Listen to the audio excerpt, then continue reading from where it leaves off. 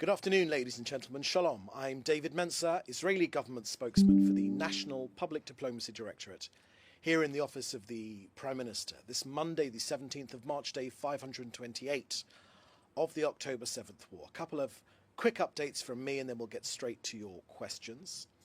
Let me start today with Israel's negotiating team. As we've already shared, the Prime Minister held in-depth discussions on Saturday evening focused on the hostages. These discussions were with the participation of the negotiating team and the heads of the security establishment who have recently returned from Doha.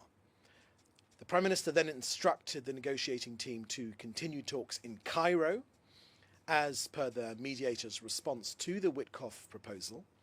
Just to remind you, the proposal calls for the immediate release of 11 living hostages and half of the murdered hostages. A reminder that Israel has accepted the Witkoff framework. The Hamas terror organization, however, persists in its refusal. Over the weekend, there have been psychological warfare and manipulations. But the latest I can share with you is that last night the negotiating team returned from Egypt, and our team met yesterday with senior Egyptian officials. The delegation is prepared to depart for further negotiations once there are further updates from the mediating countries. Just as a further reminder, 59 innocent people are being held hostage. Less than half, unfortunately, our assessment is that they're still alive. We ask ourselves, in which other conflict are dead bodies held as hostage? Next to Lebanon, where there have been a number of violations of the ceasefire, allow me to list them for you together with Israel's enforcement of this ceasefire. Today, just today, a short while ago actually, two Hezbollah terrorists who served as observation operatives and directed terrorist activities were struck by the IDF in the area of Yomor in southern Lebanon.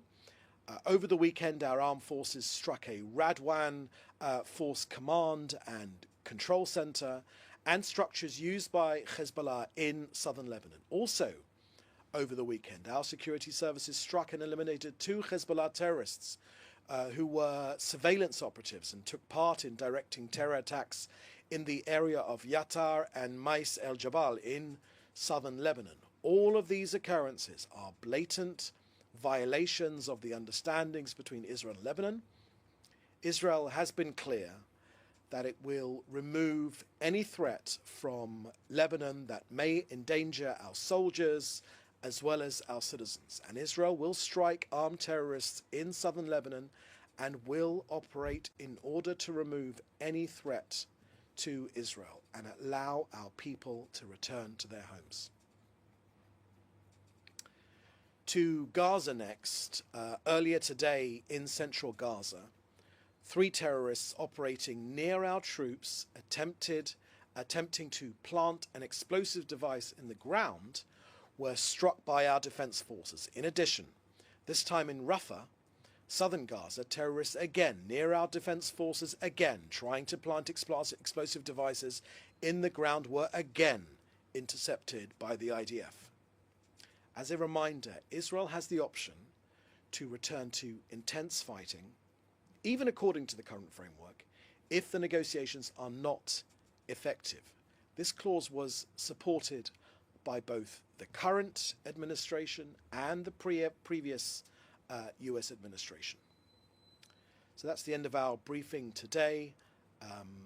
Please put your questions in the chat together with your news outlet, and we will take some of your questions. Okay, first question here is from Jody Cohen from Newsmax. Will Prime Minister Netanyahu follow President Trump in holding Iran responsible for any potential future Houthi threats? If that's the case, would Israel strike Iran if the Houthis again strike Israel? Thank you for that question, Jody.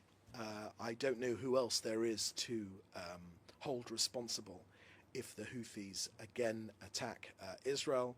The Houthis are, of course, a proxy of Iran that continue to threaten this country. They have been pushed back, majorly pushed back, but they still continue to threaten this country. And our line on Iran is absolutely clear. We have said extremely clearly that we are engaged in training exercises together with our US partners. We are, of course, close, so close, shoulder to shoulder with our US partners, because we both understand, this administration understands as well as the previous one, but this one particularly, that Iran is an existential threat to this country. So the exercise which has been recently held was aimed at strengthening and maintaining the long-standing cooperation between our two countries, Israel and the US, while expanding connectivity and building integrated capabilities for the full range of scenarios. And these have involved F-35s, F-15s, and also US B-52 strategic bombers, where they've practiced operational coordination between our two militaries.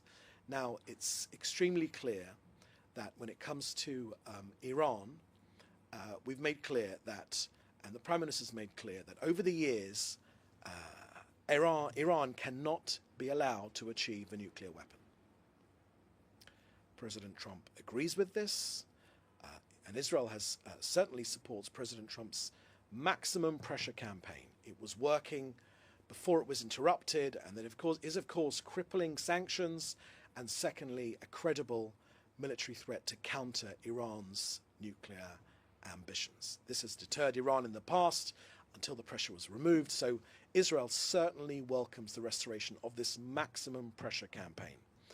President Trump and the Prime Minister see eye to eye on this issue, certainly on Iranian nuclear threat, and certainly on Houthis, who are a proxy of Iran. Second question here from Patrick Kingsley, and they're all about Ronen Bar.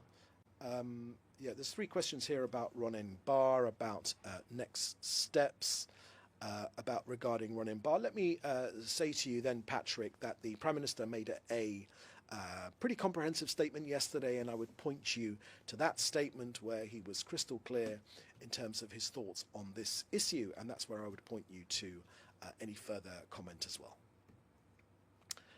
Next question here is from Nava Freiberg from Times of Israel. As of now, Hamas has been given a ceasefire for weeks and we've seen no return of hostages. Is Israel setting a deadline for Hamas to accept a ceasefire proposal?